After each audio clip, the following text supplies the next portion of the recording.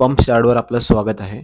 ह्या चॅनलवरती तुम्हाला सगळ्या टाईपच्या वॉटर पंप्सबद्दल इन्फॉर्मेशनल व्हिडिओज भेटतील आणि आम्ही सर्व टाईपच्या वॉटर पंप्समध्ये डील करतो.